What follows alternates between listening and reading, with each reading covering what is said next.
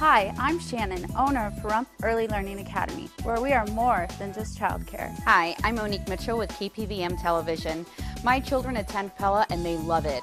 The curriculum they have is pretty amazing, and my children learn what they need at their level. Not only are the children learning, they're having fun, and that's what matters. I like Pella. They help you with your homework, and it's fun. Give us a call today to tour our facility at 751-5335. News 46 is brought to you by Comfort Hospice Care, where we give our patients and their loved ones peace of mind, knowing we provide the highest quality of care 24 hours a day, 7 days a week. For more information, call 751-0349.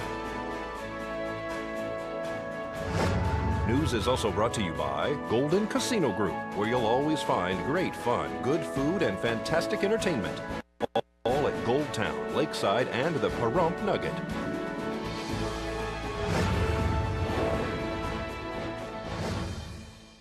Tonight on News 46, the Republicans make a huge impact at the polls, adopt a platoon with ProCare Hospice, and the Holiday Task Force is looking for volunteers. News 46 starts now. You're watching KPVM News 46 with Monique Mitchell. Local coverage from Deanna O'Donnell.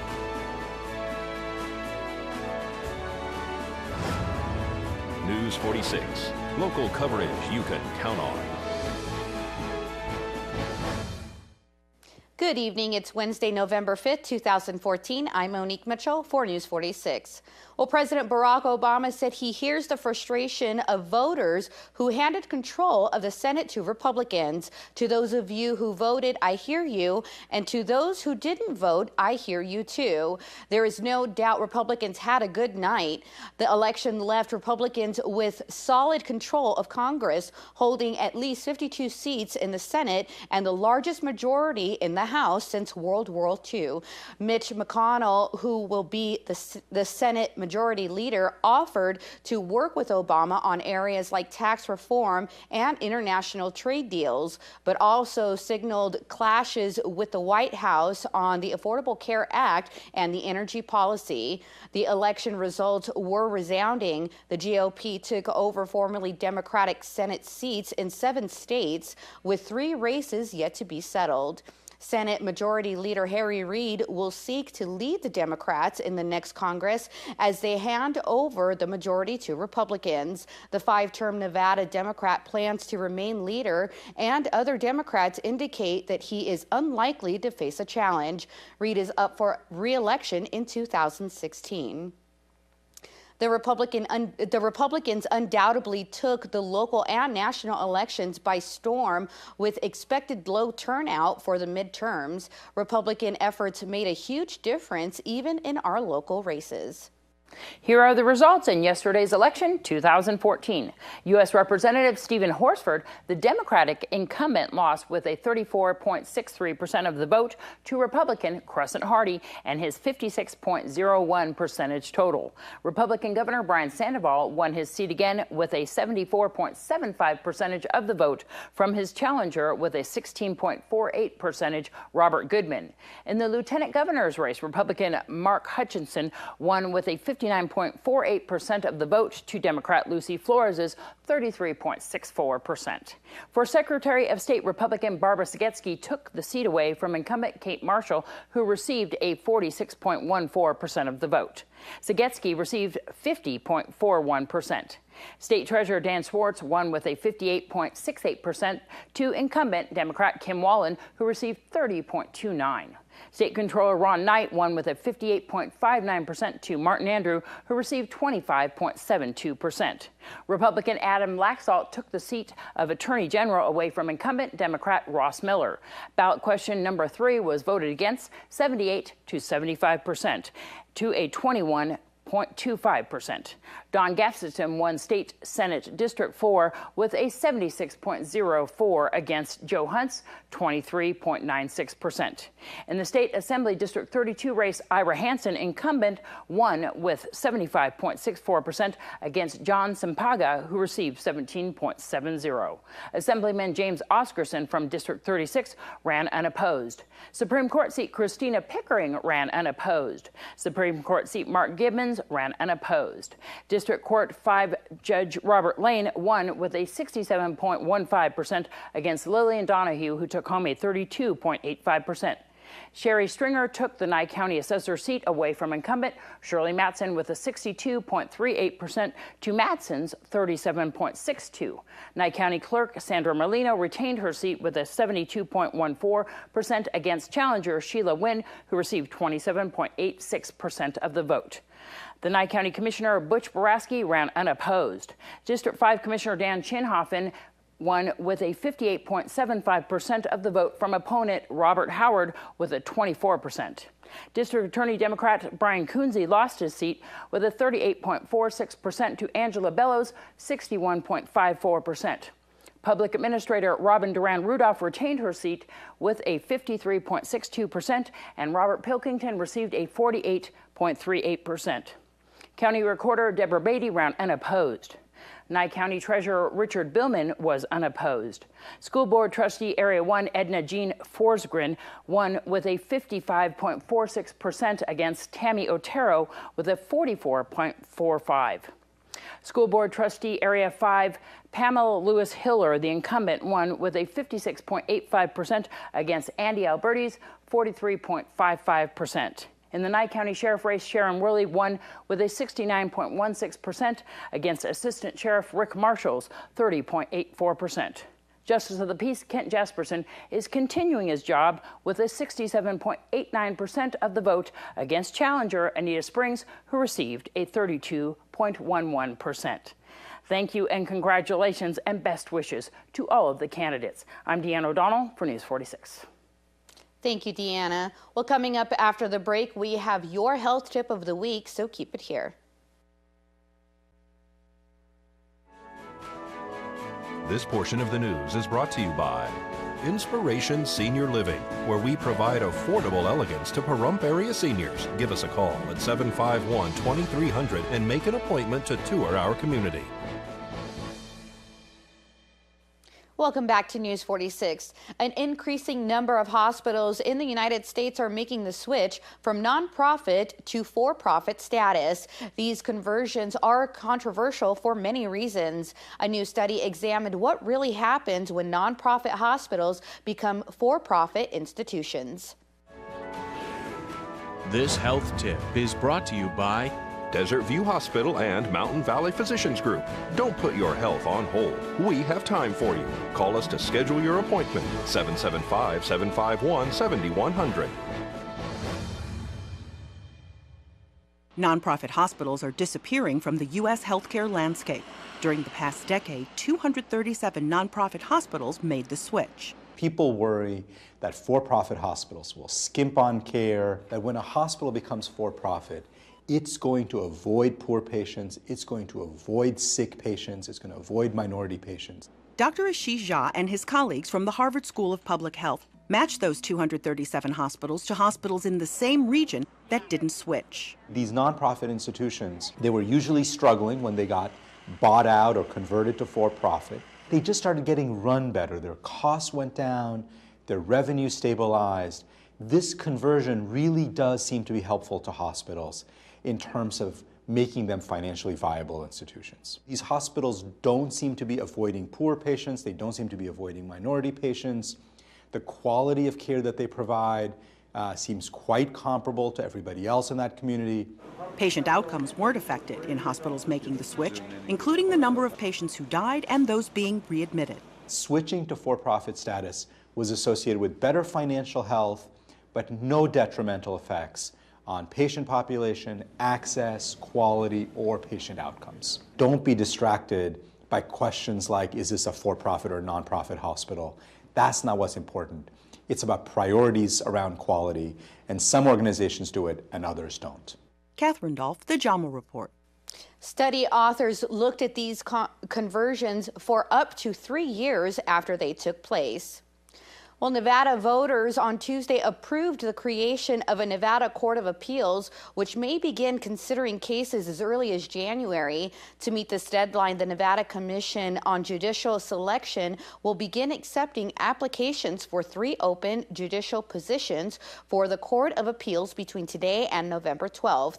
Applicants will be permitted to apply for only one of the 3 seats on the Court of Appeals.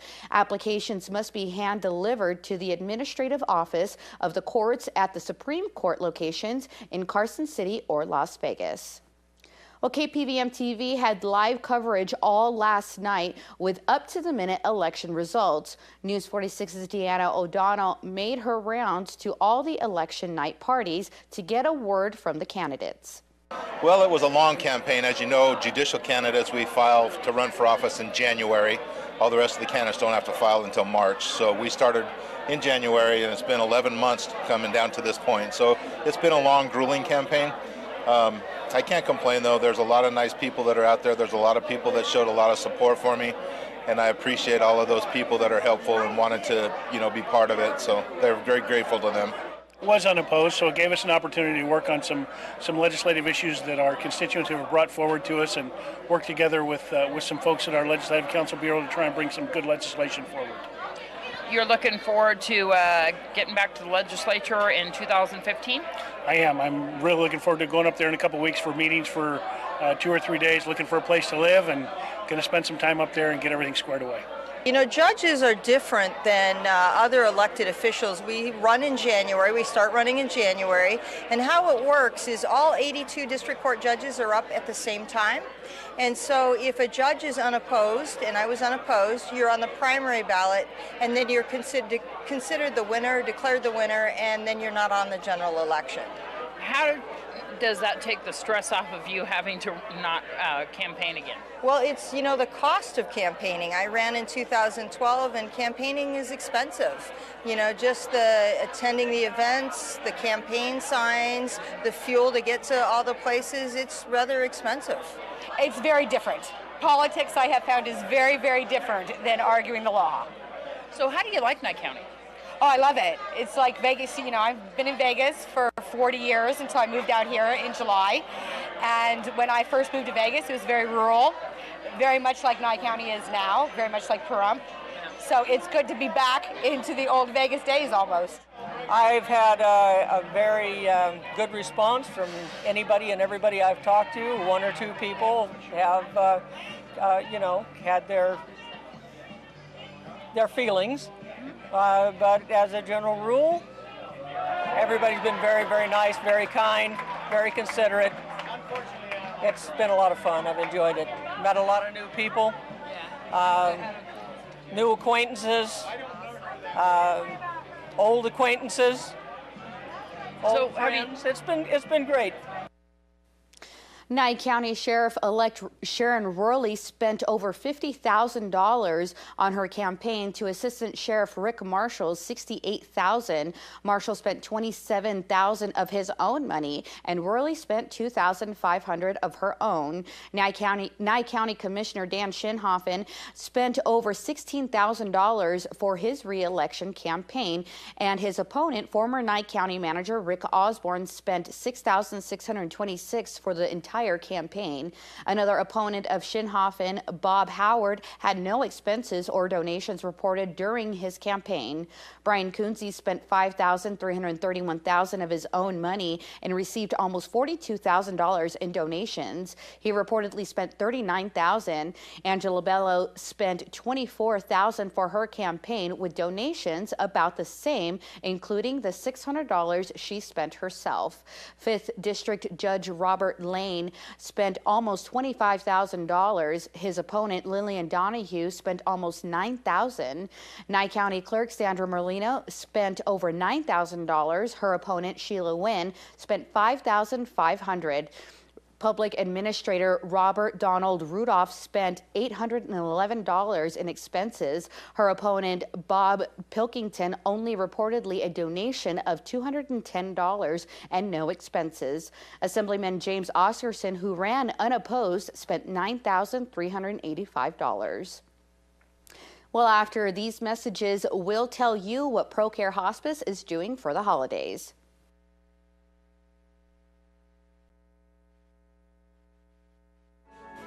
This portion of the news is brought to you by Nathan Adelson Hospice, proud to be the hospice of choice in Pahrump for 15 years. Please call 775-751-6700 to find out how Nathan Adelson can assist you. Welcome back to News 46. ProCare Hospice is inviting you to adopt a platoon for the holidays. We're adopting a platoon for the holidays. What we want to do is put together care packages and ship them overseas to military personnel that aren't home for Christmas or Thanksgiving, and give them something special from home. We're actually looking for a local soldier thank you. from here in Pahrump.